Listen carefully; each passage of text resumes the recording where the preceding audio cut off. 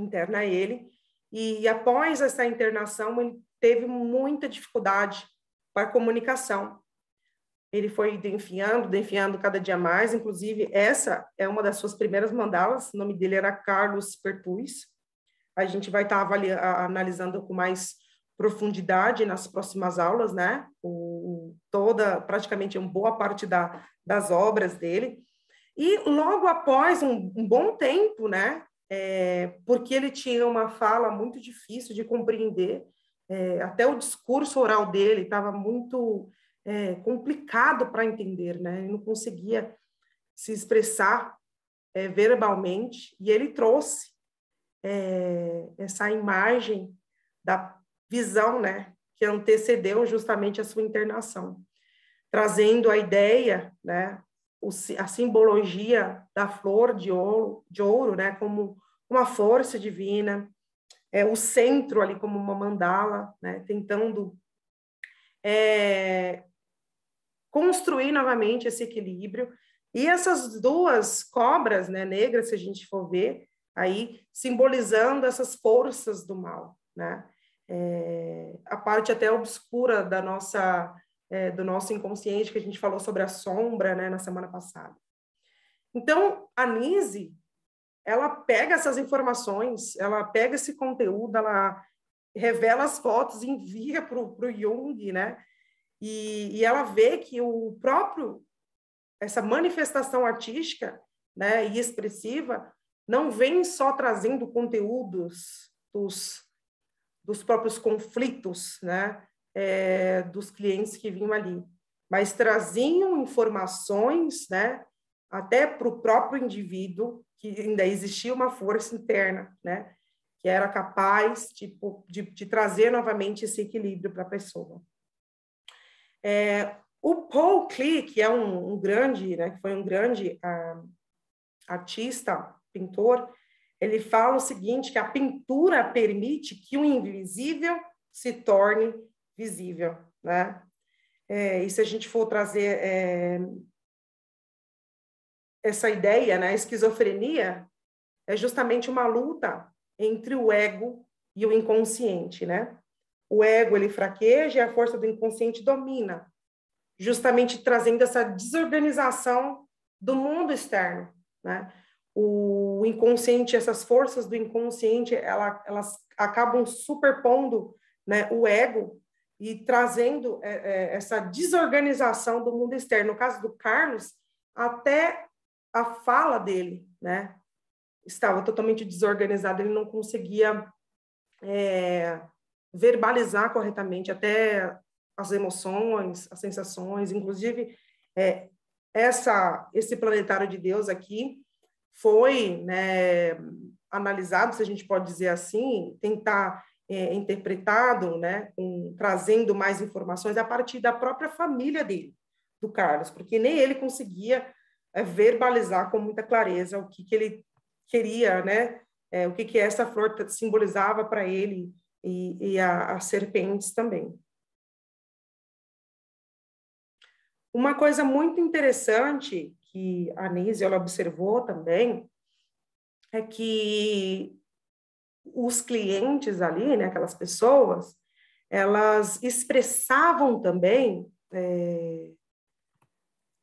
a sua sensação, né, as suas emoções e visão do próprio ambiente ali onde elas se encontravam, né? Se eram dentro dos quartos, dos corredores, igual essa imagem aqui reflete uma parte ali do hospital, né, onde não tinha vida, né? Até a transmissão dessas informações através dessa imagem nos refere que aquele ambiente não trazia a vida, né? Não trazia informações até do externo, do que estava fora desse prédio, desse muro, né? O que eu vou enxergar, o que eu vejo do lado de fora?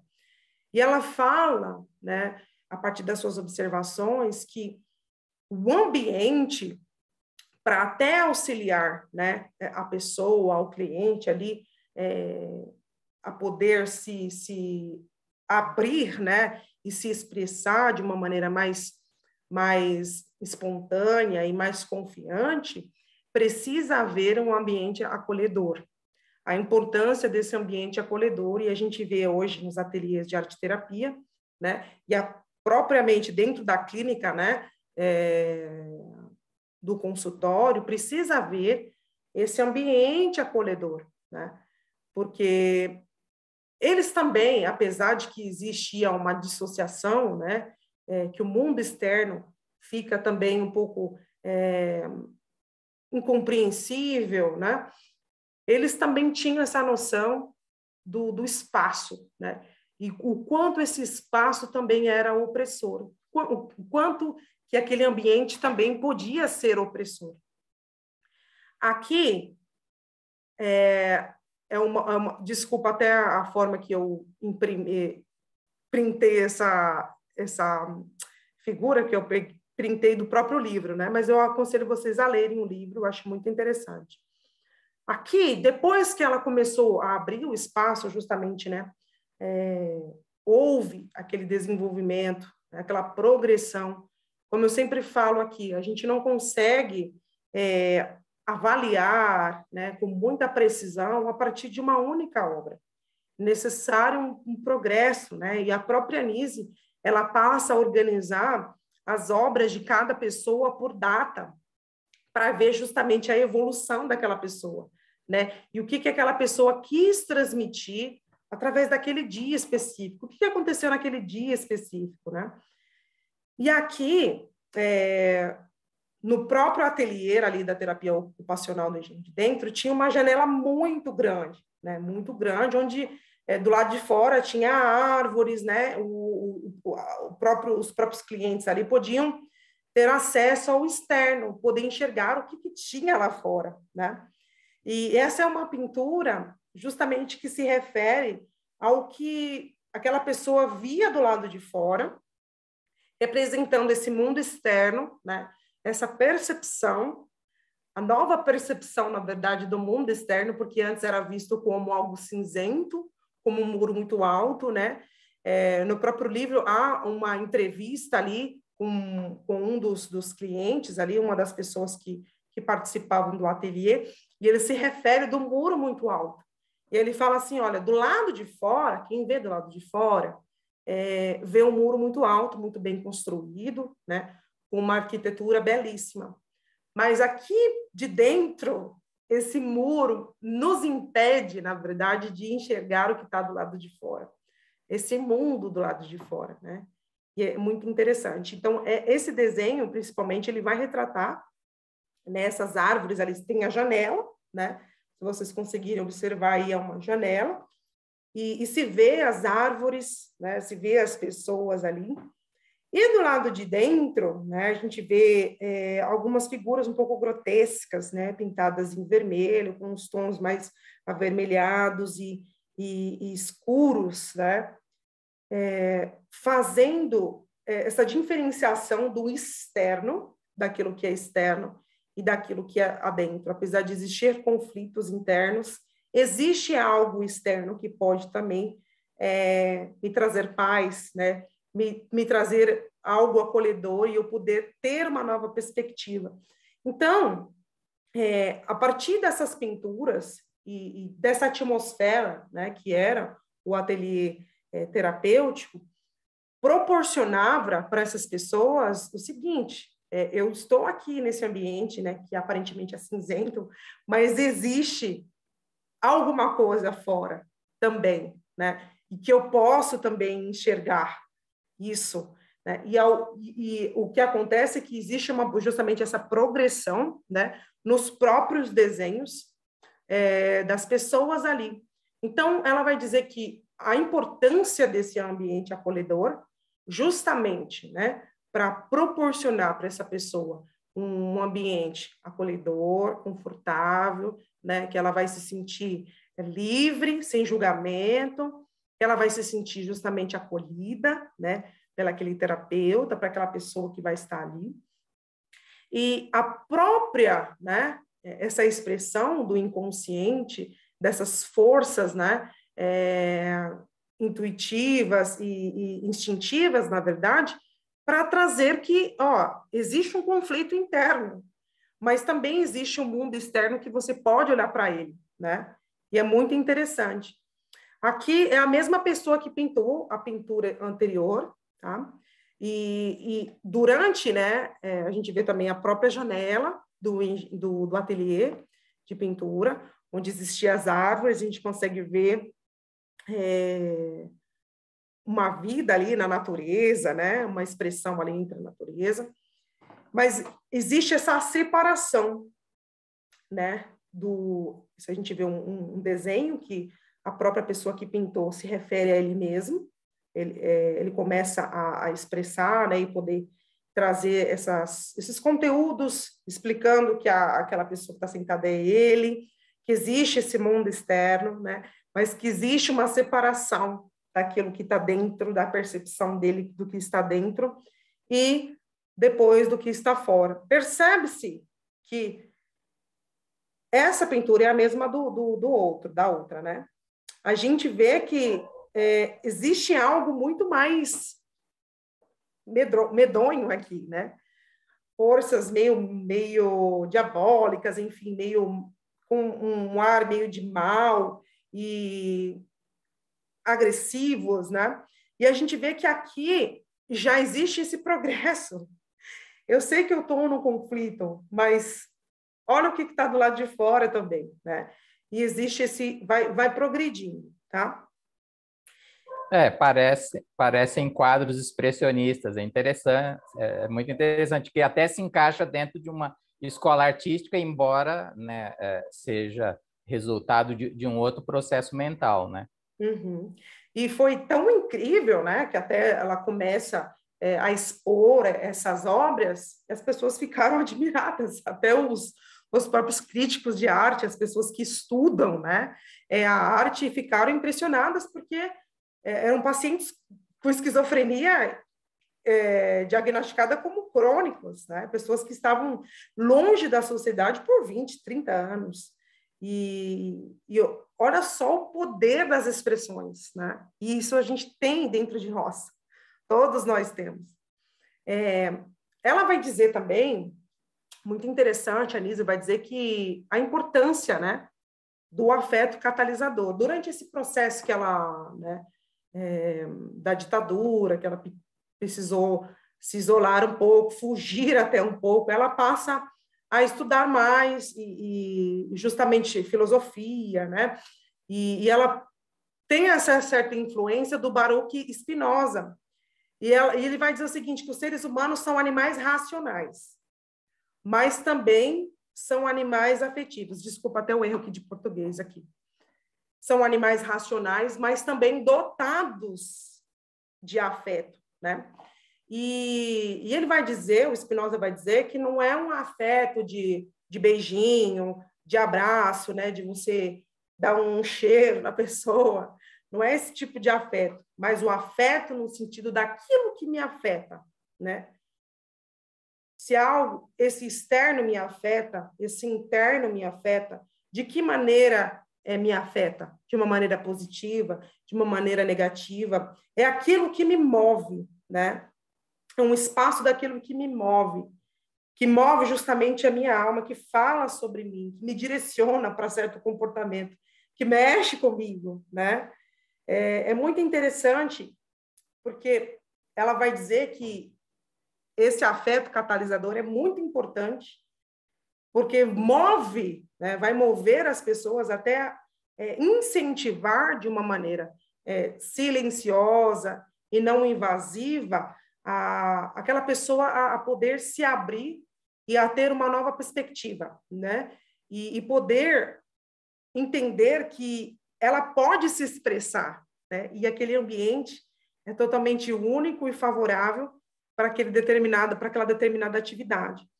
E ela vai ilustrar o afeto catalisador através de uma pessoa chamada Rafael, se eu não me engano, que era um dos clientes do Engenho de Dentro, né?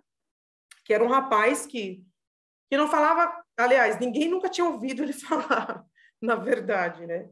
Ninguém nunca tinha escutado ele falar. muitas pessoas ficaram interessadas, né, pelo trabalho da Nise, foi se espalhando, ganhando popularidade, e algumas pessoas que estudavam arte, né, que eram artistas plásticos também, começaram a visitar o ateliê terapêutico, né? E tinha uma moça e ela ficou interessada, muito interessada pelo trabalho da Nise, e ela se senta perto, né, desse Rafael, que está fazendo alguns traços diferentes, assim, muito, né, sem muita precisão, assim, bem, né, de uma maneira espontânea. Ela senta e ela fala para ele: olha, é o canto dos pássaros que você está fazendo, né? E o Rafael, ele responde, né, para ela: sim, é o canto dos pássaros. Só que aquele rapaz, ele nunca tinha falado, né? Ninguém ali, os enfermeiros, as pessoas que trabalhavam ali diretamente com ele, nunca tinham ouvido ele falar. E a moça, né, pega e fala para a Nise: olha, ele fala comigo. A Nise fica admirada com aquilo e fala assim: olha, você vai ter que voltar novamente aqui, né? Você vai precisar voltar novamente aqui, porque, de alguma maneira, né, você serviu como um facilitador, um catalisador, né? Essa pessoa que motiva o Rafael a se expressar, principalmente verbalmente. Então, ela põe essa moça, né, para trabalhar justamente com o Rafael, somente com ele, mas a Nise, ela vai começando a dar umas coordenadas para ela, fala para ela assim: olha, deixa, não intervém em nada, age de maneira natural, né? Deixa ele se desenvolver por ele mesmo. E ele começa a criar obras, assim, magníficas, né? E passa a ter um discurso, né, melhor. E eu sei que essa moça, acho que ela fica um ano, precisa sair durante um ano, né? E o Rafael, infelizmente, ele para de falar durante aquele período, né? E ela volta novamente, acho que ela precisou fazer um estágio fora, alguma coisa assim, se eu não me engano, e ela volta novamente e ele faz um desenho para ela, né? E com muitas características justamente do último encontro que eles tiveram há um ano atrás, né? E ele faz aquele desenho, entrega para ela, né? E ela vai e mostra para a Nise. E a Nise, ela vai dizer o seguinte, que o ambiente, né, precisa ser acolhedor, e existem pessoas, né, que facilitam o processo ali terapêutico, né, e outras que vão inibir o processo, né, mas isso é muito subjetivo, né, principalmente dentro do ambiente ali do hospital, como os próprios enfermeiros, os próprios médicos eram vistos, por causa das técnicas que eles usavam, né, um meio ríspido de lidar com aquelas pessoas, inibiam, em vez de facilitar, né, o processo terapêutico ali, no tempo que aquelas pessoas iriam permanecer ali, faziam com que existisse uma piora em vez de uma melhora, né? Então, ela diz que pessoas que vêm, né, que são amigáveis, que são dotadas de expressões, né, visuais positivas, de uma posição acolhedora, são catalisadores, né, de afeto no sentido de mover justamente essas pessoas, né, no processo ali de terapêutico. Eu me lembro que quando eu fui fazer um estágio, bem no período que eu estava fazendo a minha graduação de psicologia, né? E era num lugar parecido um pouco com o CAPS no Brasil. Eu não sei se funciona assim também, se existem pessoas que moram no CAPS, não sei como é que funciona no Brasil, mas lá na França, né, existiam pessoas que moravam lá, e outras que vinham só durante o dia, né, e o período da tarde, depois elas voltavam para casa delas, que podiam morar sozinha, né? Outros que eram jovens que moravam ainda com os pais. Enfim, nesse lugar, a gente desenvolvia, né? Até participei muito nas sessões de musicoterapia, lá nesse ambiente com eles, era muito misturado, tinha crianças com idosos ali, uma mistura um pouco de tudo, eu não sei se é assim também no Brasil, nos CAPs, e eu me lembro que eu cheguei, e brasileiro fala muito alto, né? Brasileiro chega aquela, principalmente eu, cheguei super espontânea, né, falando, eu tinha que conhecer, então eu ia 3 vezes por semana lá, e existiam pessoas que só vinham num determinado dia. Aí tinha um senhor, né? E aí eu fui falar, porque eu não tinha conhecido ele ainda. E aí eu vim falando alto, né? Com aquela espontaneidade toda, só que aí o senhor, ele se irritou com aquilo. Porque eu falei muito alto, né? Aí, bom, eu fiquei um pouco frustrada, porque principalmente era o meu estágio, era a minha primeira experiência, assim, com as pessoas ali, né, com alguma debilidade mental. E eu, nossa, será que eu fiz alguma coisa errada, né? Porque normalmente as outras pessoas, eu fui muito bem acolhida pelos outros, né? E por que que aquela pessoa, em especial, né, tinha acontecido isso? Aí eu acho que uma das pessoas que trabalhavam lá, uma das moças que trabalhavam lá, das arteterapeutas, percebeu aquilo. Aí ela veio falar comigo. Aí ela veio contar a história daquela pessoa para mim. Né? Ele era um senhor que vivia numa família que tinha um pai extremamente abusivo, muito abusivo, que o pai gritava muito com eles, né? E batia muito na mãe, enfim, ele veio dessa família super abusiva. E aí eu fui entender que o ato de falar alto o incomodava, né, por causa do histórico familiar dele. E aí eu, percebendo isso, né, comecei a me direcionar a ele de uma maneira não tão assim, muito espontânea, muito ditada, né, porque isso fazia com que ele entendesse, né, afetava ele de uma maneira negativa ao ponto dele se lembrar, talvez, né, até de como que o pai dele fazia com a família, né, com ele, com os irmãos, com a mãe. E aí eu comecei a chegar mais mansa com ele, eu tinha uma atitude mais tranquila, falava baixo, né, e, nossa, ele ficou outra pessoa, né, e até comigo, ele tinha medo de mexer nos animais, eu lembro que a gente foi até uma fazenda na época e me deixaram justamente com ele, para me tomar conta dele, ele era cadeirante também.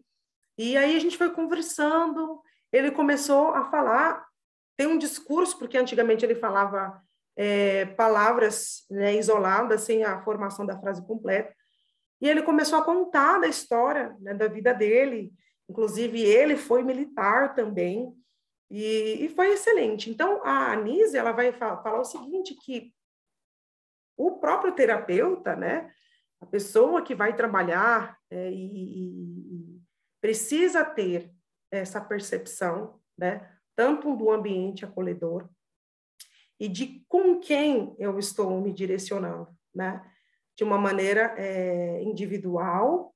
E a gente sempre, acho que eu já falei algumas vezes aqui, que da parte de arte terapia, né, e na própria clínica, não dá para generalizar uma pessoa como sendo igual a outra. Né? Na verdade, são diferentes e a gente precisa, né, entender quem é esse outro que está na minha frente e poder, né, proporcionar para esse outro uma relação, né, de tranquilidade, de confiança e de amor, enfim, de respeito, mas justamente podendo compreender quem é esse outro que está na minha frente, né?